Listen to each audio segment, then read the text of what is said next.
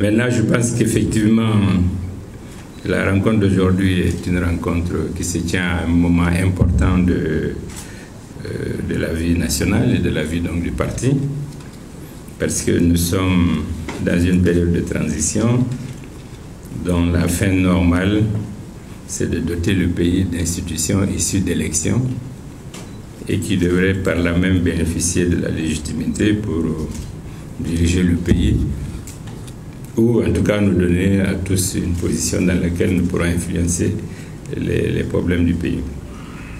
Et naturellement, notre parti s'apprête non seulement à faire en sorte que la transition se déroule normalement, se déroule conformément à l'agenda qui lui a été fixé, et qu'au terme de cette transition, nous puissions participer à toutes les élections qui seront organisées, et pour que notre parti puisse occuper une place importante dans la vie nationale.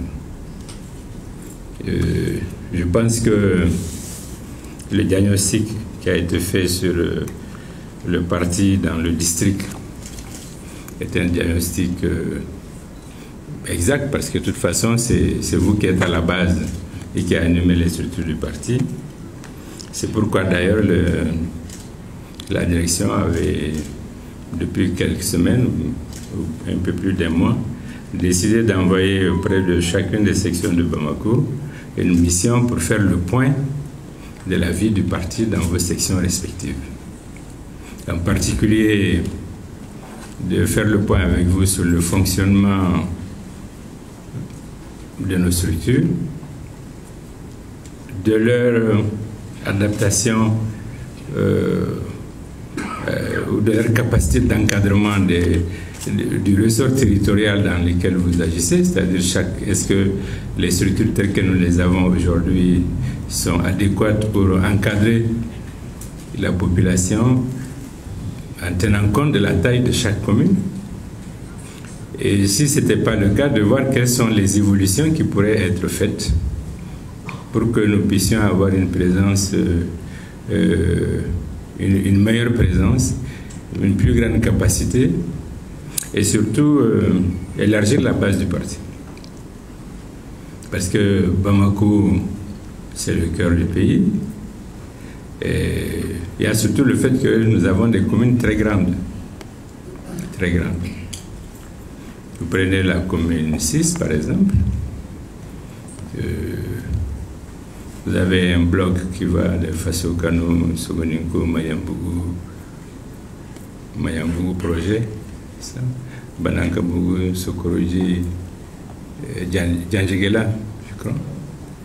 Vous avez la cité UNICEF qui fait partie de Nyamakoro, je crois. Donc Nyamakoro, Falajé, Sinou. Vous avez Irimajo,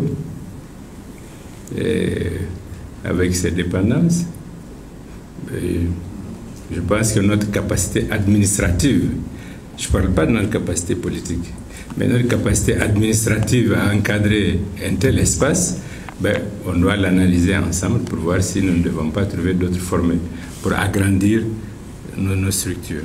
C'est valable en commune 1, mais c'est valable en commune 4. Sebeninkoro à lui tout seul, c'est presque une commune. Si vous ajoutez Djikoroni à Sebeninkoro, plus la Fiabou, Talco, Amdalaï, ça peut être beaucoup pour une seule section. C'est ça le sens des missions que nous avons envoyées. C'est pas, je sais pas moi, pour créer des problèmes qui n'existent pas, mais c'est surtout pour rendre nos structures beaucoup plus efficaces. Pour deux raisons, parce que les élections auxquelles vous avez fait allusion, il n'y a pas les élections dans la commune ou dans le district. C'est des élections qui se font par quartier. Le vote se fait par quartier. Ça veut dire par rue pratiquement. On vote dans les villages, dans les quartiers, dans les fractions. Donc, mais à Bamako, on vote donc dans les quartiers. Donc, si nous n'avons pas une présence efficace quartier par quartier, ça veut dire que dans ces quartiers-là, notre participation aux élections peut être très compliquée. Elle peut être compliquée d'abord pour nous permettre même d'être présents dans tous les bureaux de vote. Nous, en commune 3, où notre parti n'est pas du tout efficace, hein? Ce qui nous interpelle d'ailleurs en tant que cadre de la direction du parti, ben, on avait plus de délégués que de voix.